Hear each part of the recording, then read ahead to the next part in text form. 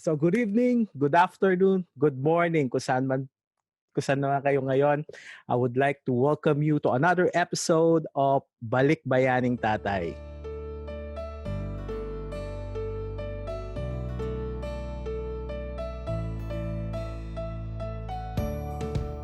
So last week, I shared with you 3 important life lessons that I learned from my marriage. And if you've missed that episode, then don't worry, you can check it out in our FB page, and also we also have a YouTube channel now. So just search for OFW or Our Father's Way, Balik Bayaning Tatay. You can see it there. You will find it there so easy.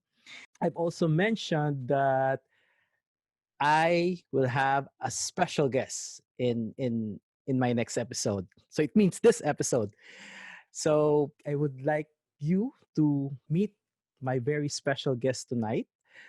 Um, just a short background about her. No, she's an entrepreneur, a mother of two beautiful kids. She's been married for more than 10 years now to an OFW. Happily, I would assume.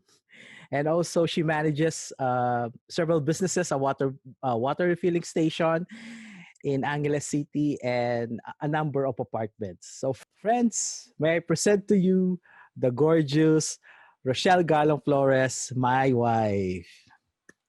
Hello. Yay! Hello po. Gusto po kayo lahat. Hope everyone Okay. is safe. So, again, actually, this moment is really awkward. Very awkward para sa misis ko kasi talaga. Nasabi niya nga na bakit bakit ko daw siya dinamay-damay sa mga pinaggagawa ko. But anyway, Kaya nga. I know I know because I know you have wisdom to share. That's why. Yeah. Okay, so let's proceed with the first question. Okay. Okay. So babe, Para first pang question. Okay. What is the most challenging aspect of our relationship for you? I mean, what's the most challenging aspect of our family setup? You know, me being an OFW, away from you guys. What do you find most challenging about that? And how do you cope up? Okay. I think the most challenging aspect of being an OFW wife is yung um of course when your husband is not physically available to support you, especially when you really need the help. Mm-hmm. Especially for example, pag may sakit yung mga bata and you really need to run an errands, and sobrang hirap na wala yung partner mo, Mm-hmm. lalo na ngayon na meron kaming 5-month-old baby. Mm-hmm. So alam ang sobrang hirap mag-alaga ng baby. So Mm-hmm. yun, ah, yun yung I think pinaka most challenging, yung 'pag may sakit yung mga bata and kailangan mo ng wala yung partner mo to help you during Mm-hmm. those time. So yun, paano ako nag-cope for that, ano lang, Mm-hmm. kahit na sobrang stress na ako, so yun, iniisip ko pa rin na I still feel blessed. So I cope up with it by being thankful Yeah, true, and true. appreciating for appreciating the things that we have. Mm-hmm. We have two beautiful kids, while other couples really try hard to have even one. Mm-hmm. So, 'di ba nga si Gabriel, he's our miracle baby. Amen. Uh, Very true. he's God's proofs of faithfulness to our family. So, True. yon, and Yes. ano pa ba? Um, uh, How ano about ano ba in yung terms of do you ask Mhm. help Yeah, from? of Mm, course, of course. I ask help for our family, like si mama, si mga auntie natin, mm-hmm. and also si Shaani, he's there Mm-hmm. to when I need the help. So Mm-hmm. she is an assistant. Yun. Mm, good. So Mm. which is very true. I mean, especially sa mga ganitong setup, no, it's halimbawa, personally para sa akin, I find it comforting or or mas kampante ako na alam ko yung misis ko, may kasama siya doon, may kasama siya ng Mm. mga tao na nagmamahal sa kanya, may mga tao na ready na tumulong sa kanya pag kailangan niya ng tulong. So somehow that Mm. helps. Mhm. Yeah. And also kahit naman na you're not physically present, so emotionally we still feel your presence kasi dahil nga Mhm. most of the time we video call every day. So Mhm. we feel na kasama ka pa rin namin, Yay! you know. Yes. Ah, 'di ba? Okay. Okay, so the next question is somewhat related dun sa first question. So what are the things that you fear most? That could Mm. come or could result from our relationship, Mm. from our family setup. Yung mga bagay na kinakatakutan mong mangyari. Okay. I think one of the things that I fear most is yung pagka halimbawa magkasakit yung isa sa atin tapos Mhm. malayo tayo sa isa't isa like, for Yeah, example, may mangyayari sa'yo diyan, true. malayo ka at hindi ka namin Uh-huh. maalagaan. Yun yung Yeah. pinakatatakutan kong mangyari. Uh-huh. And also siguro nung during those early stages of our marriage Mhm. nung nag-decide kami ni Shani na to go back in Pinas for good, Mhm. siyempre, kinatatakutan ko lang nun na baka maybe someone might take you away from us, Oh my hindi God. kasi 'di ba Okay. hindi kasi 'di ba in our society sinasabi nila na Oo. mga lalaki they have, may mga pangangailangan sila gano'n. Hmm. But of course that was the years before your spiritual revival. Mhm. Over the years, mas lalong tumatag yung trust ko sa'yo and you proved to me na you are above for whatsoever we called urges that you have. Mhm. And of course, you know that we really value our family. Yes. Well, actually hearing that from you, it's di ko alam, parang nakakataba ng puso, no? And I think that's one of the important things of having such kind of a relationship, or rather being in a setup. Not only in this kind of setup, but actually para sa lahat ng mag-asawa, it's very important that you always pray for one another, that you always pray for your spouse. Um, Napaka-importante nun kasi today, I mean, with so many things happening around us, the different kinds of temptations, different kinds of triggers, the family, I mean specifically the husband and the wife, no, they really need all the graces that they need to Yeah. stay together, to stay in love, no? To make sure the family is really strong. So thank you for that. That is so profound. Okay, next question. So we Okay. had this COVID situation, right? Diba? Nagkaroon tayo ng mga lockdowns, Mhm. and then supposed to be May, dapat uuwi ako, but I cannot because of the situation. Yes. So with all the things that you need to do, taking care of the family, managing the business, running errands, how did you do it? Mhm. I mean, how did you jumble all of that? Parang Okay. makahirap ata nun, ah. No, yes. Actually, bilang mommy, I am so paranoid. Mm, Really, not for me alone, but for our kids. yeah. So, pag kailangan ko lumabas para mag-grocery, takot na takot ako pag lumalabas kasi, Mhm. baka ma-infect ako ng virus or something. Mm, So, pero siyempre kailangan ko maging matatag for I mean, kailangan ko maging mhm. matapang for our kids. Then of course, I just use my paranoia to ensure na hindi ako maging relax sa preventive measures ko. Like, for example, pag lumalabas ako, I make sure na nakamask ako and Mhm, mhm. have sanitizers. Uh-huh. And pag uwi, I ligo agad before Mhm. ko hawakan yung kids. And Mm, sa business naman, I introduce the sanitation procedures sa mga employees natin mhm, to ensure they are well sanitized. mhm. And then of course, prayers for our protection, for the protection of our family kasi Very nga true. yung kapatid natin dito is invisible, hindi natin siya nakikita. So yun, prayers talaga. Very true, Yun. actually. I agree with that kasi this is a perfect example of, for the things that you can control, take charge. Mhm. But for the things you cannot control, just leave them up to God. No. Yeah. Because sabi nga, in our weaknesses, that's where we find, or that's where we discovered how strong God is. Correct. Man, thank you. Mm. Okay.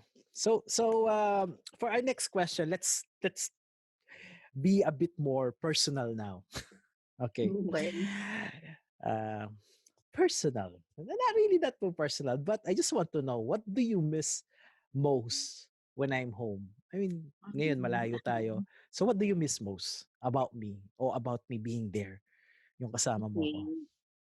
Siguro yung first yung ano mo, your cooking, yung pagluluto mo sa'kin, yung mga Yes. specialty mo, yung mga seafood kare-kare, yung mga pasta, chicken Mhm, chapola, mhm, yun, sisig, mhm. and yung at saka of course yung kasi nami-miss ko kasi 'pag nandito ka lang dun lang ako di ko lang na-experience yung may I have a special breakfast paggising ko, you know? Oh, Yun, dun ko na-feel ko yun na, yes. it's special na ayun. At saka of course yung nami-miss ko din yung mga long talks natin before we sleep, Oh, yeah. over a bottle of wine when we're talking about True, the true. past and future plans. Mm, And also siguro yung ano lang, yung security. Security when yes. that I feel when you're here. Yung, yung sabi ko nga sa'yo, when you're here, ang bilis ko makatulog. 'Pag Oo nga, alam 'no? ko Oo, oo. ang sarap na tulog mo, eh, 'pag nandiyan Kasi ako. I'm Ah, confident na you're there, mm, nandun ka pa to agree. watch the kids, alam ko hindi ka I pababayaan. agree. So yun, yun yung mga nami-miss ko. Yeah. Yung dito. Actually, I really miss those things as well. I mean, yung mga, especially those, sabi mo nga, yung long talks natin. I mean, when we talk about the past, when we make fun of the past, we talk about the future, our plans, ganon. Eh, how about my kisses? Do you miss my kisses? Uh, Sabi sa'kin. ay! Okay. Ang ganda lang na lang. Ang ganda lang. Okay. Okay, so I just want to ask you this question. I mean, um, I know you being alone there, di mo ako kasama. Para ka naling ano eh, para ka naling single mom eh, di ba? Kasi I'm not Mhm, physically there to help you. mhm. So I just want to ask you, what can I do more to make it a little easier for you? Ano ba yung mga Hmm. dapat kong gawin? Well, I guess just continue what you're doing. You know, you pray for us, Okay. you lead us, and you know, every morning, pagising mo, you already, you know, you bless us with Yeah, prayers na your good true. morning That's very every day, important. Yeah. bless every day, Mm. and then, of course, siguro And yung, you have to, ano din, lose weight for your, you know, and to be healthy I siguro kasi agree. I ayoko agree. maging bida. So, dapat parehas tayo to lose weight. Hindi, I agree. Honestly, na yun nga, quarantine, medyo napabayaan, tapos masarap kumain. So yeah, but Correct. honestly, I agree with that kasi uh, in order for me to serve you, to serve our family, syempre, I need to be physically fit and I have to do something about it. No, mahirap, yes. I know a lot of men there, a lot of fathers would agree with me, pero mahirap. Pero unfortunately, guys, we need to do it. We need to take care of ourselves for us to take care of our families. Di ba? Yeah. Okay. Last question na lang. Last question na lang to. And I think this is very important. So what advice can you give couples na who are in the same situation like us, or who are contemplating of Mm-mm. uh, of being in this kind of setup? Siguro maybe a father somewhere out there na nakikinig is contemplating of going abroad, ganon. What advice can you give to them? Advice that I can give. I think I can ano lang. First, you have to have a communication, a constant Yeah. Mm-hmm. communication, open and True. honest communication. Mm-hmm. And second is trust. Mm-hmm. Napaka-importante naman that kailangan pinagkakatiwalaan yung isa't isa. And lastly, of course, you have to pray for one another. You know, I no agree. matter where Totoo. you are in your spiritual journey, your partner needs your prayer more than you ever know. Very Yun true. lang. Very true. I think that's one of the most important thing, not only for married couples, pero yung sa mga, mag girlfriend boyfriend, no, it's very Yeah. important that you always pray for one another. Correct. Tulad nga na sabi ko kanina, the world is, or rather the enemy, is always attacking the family, no? With all the things that's happening in the world, it's always Mm-mm. attacking the family. Many leads to divorces, marami nagiging broken Mm. families. And I think, Probably. honestly, it's very difficult to maintain, to keep a family together. That's why we need supernatural gaze, and that supernatural gaze comes from God.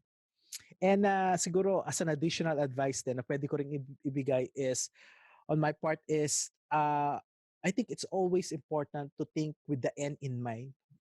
What do I mean? Siguro it's very important na isipin nyo kung bakit in the first place, why did you have this setup?